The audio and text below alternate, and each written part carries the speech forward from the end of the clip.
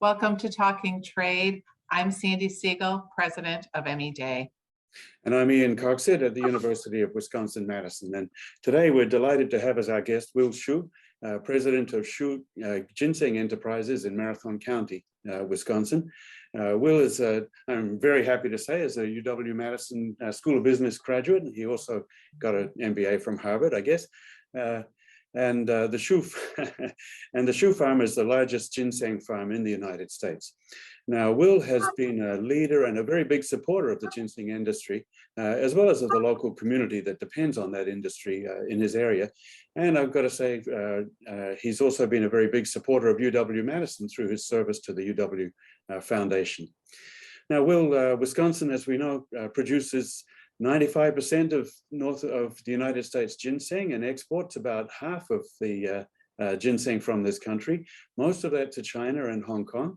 And we know that Wisconsin ginseng has a very special place in the market because of its attributes and its quality. And so it's a very big industry where you are and a big industry for the state as a whole.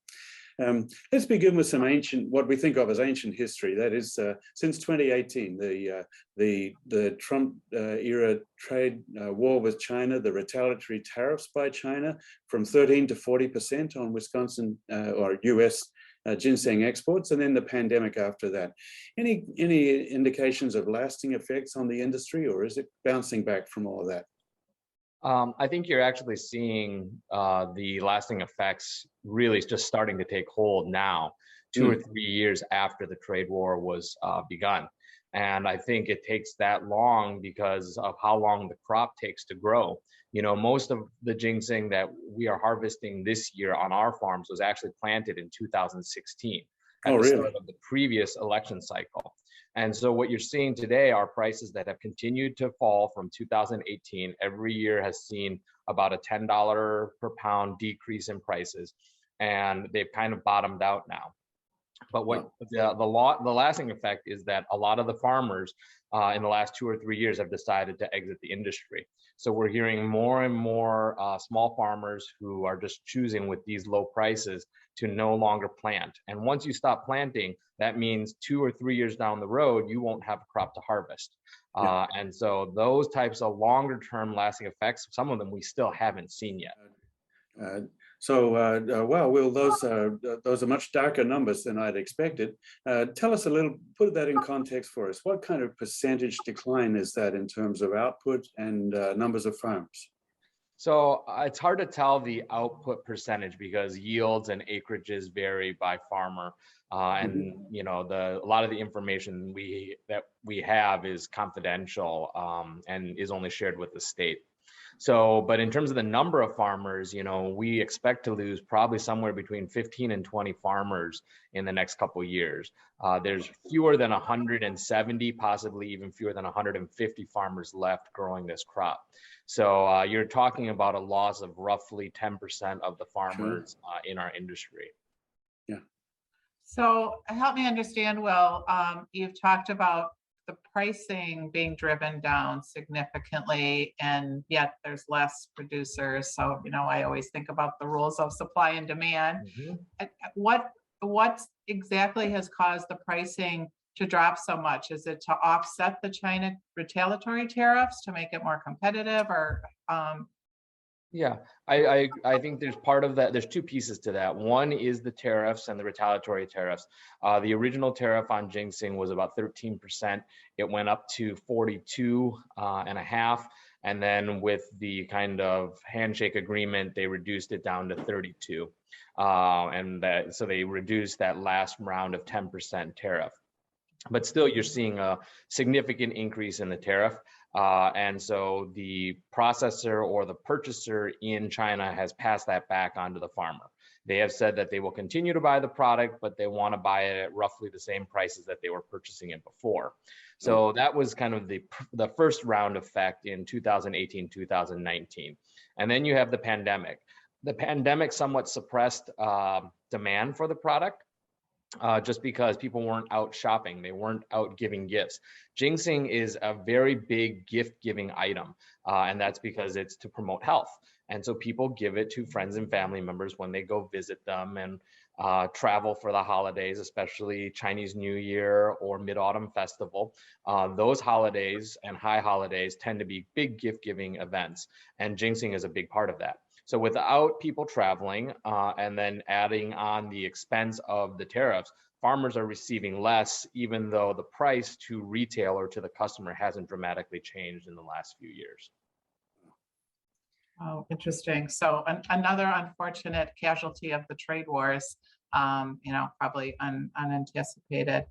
Well, on a brighter note, we have a recent trade agreement, I think not quite finalized, but opening the markets to Taiwan and the ability to ship fresh produce and in particular fresh ginseng to Taiwan, which is a very large market also for ginseng. So tell us about that. Where do you see that in potential for growth and opportunities for your industry?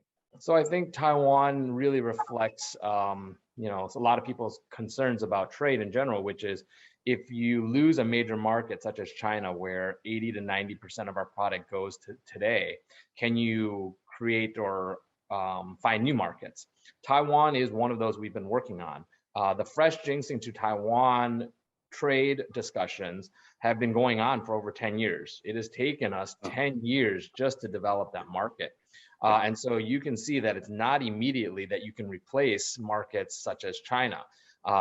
The other issue with Taiwan is that it's a small market, just by its very nature. It's an island nation. It imports a lot of its fresh fruit, fresh food, fresh produce, and ginseng would be one of those new items that would be interesting to customers there that they haven't had access to in the past.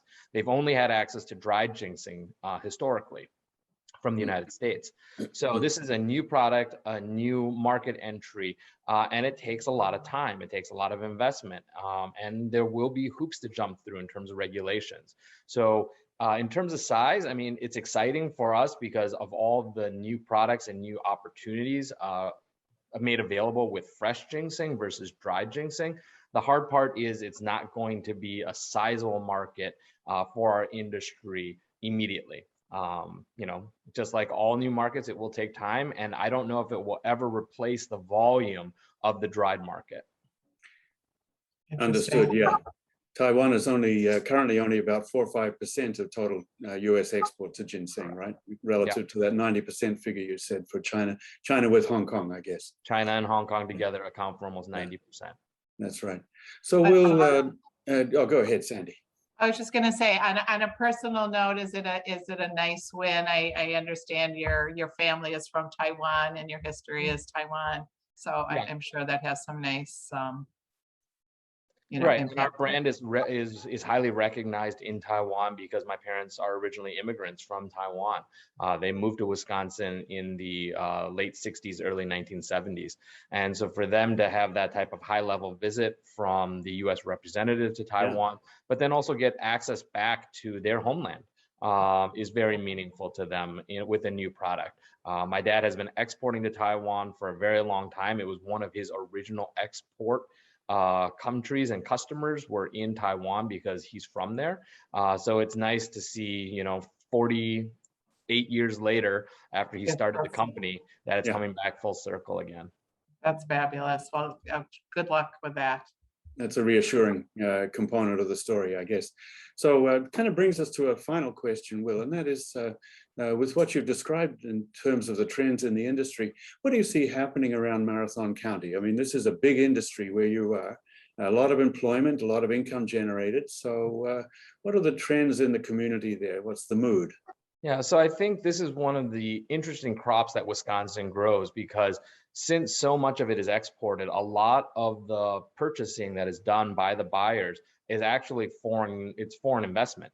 It's direct foreign currency in RMB or Taiwan dollars or Hong Kong dollars that's wired here into the US and spent with farmers.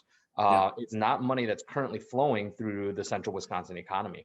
And so this type of direct injection of foreign currency and foreign investment by means of purchasing is really important to our local economy. And we employ a lot of folks here. We obviously are having the same issues and struggles finding labor. A lot of labor is either migrant labor or foreign immigrant labor on H-2A work visas. And if you are able to find the labor, the other piece is when prices are this low and you're not receiving as much. So to give you an idea of the impact, the industry generates about 1 million pounds a year. The current market price is around $20 a pound on average. That was $60 a pound before the trade war. So with that difference, you're talking about a $40 per pound difference, or a $40 million difference in the amount of currency that is being injected into our local economy. And that has a ripple effect. It has a monetary effect in terms of multiplication, but it also has a ripple effect in terms of what we can spend. So we don't buy new machinery. We don't make investments in our facilities. And all those things mean that there's probably less money flowing into the local economy here. And unfortunately, that's one of the downsides of the trade war. Not only do the farmers receive less, but then the local economy is probably also receiving less.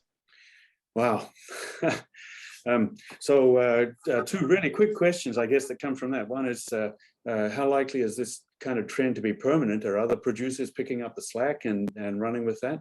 And then second, is there any likelihood of foreign direct investment into the industry, that is purchases of farms and equipment by outside interests who would be producing directly?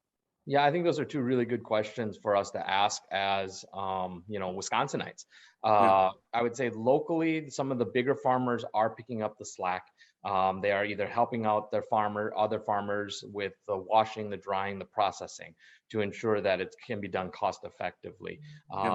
And we aren't seeing dramatic swings in output. And I think that's the same in a lot of other agriculture, is when some of the smaller producers go out, the bigger producers just pick up the slack a little bit, or it makes up for the lack of demand on the other side. But a more concerning question was your second question, which is foreign investment. Yeah, there actually is. There are quite a few foreign buyers and also foreign investment firms that are looking at making. There are quite a few foreign buyers and foreign investment firms that are looking at investing in the industry. In fact, one of the larger growers that is rapidly increasing and expanding is Beijing Tongrentang. And they have recently come in within the last few years and made investments in farming, farming equipment and facilities, as well as gardens in southern Marathon County, and rapidly expanding production by means of investment. And that's what these low prices do allow, is it allows them to both purchase, but then also make the investment by either buying farms or working with farmers that are exiting the industry. And so I think you will see more foreign competition here in central Wisconsin. While that's good for the economy and employment, we all know that what happens to those profits will go overseas. They won't stay here. And so that's the difference with farms that are owned by foreign corporations. Wow. Well, sounds like we've just begun a conversation that could go for a very long time. Unfortunately, our time is up today, but I think we're going to get you back really soon to get a follow-up on some of these really important and very interesting questions. So, Will Hsu, thank you very much for joining us today, and we'll look forward to seeing you again. Thanks for the time.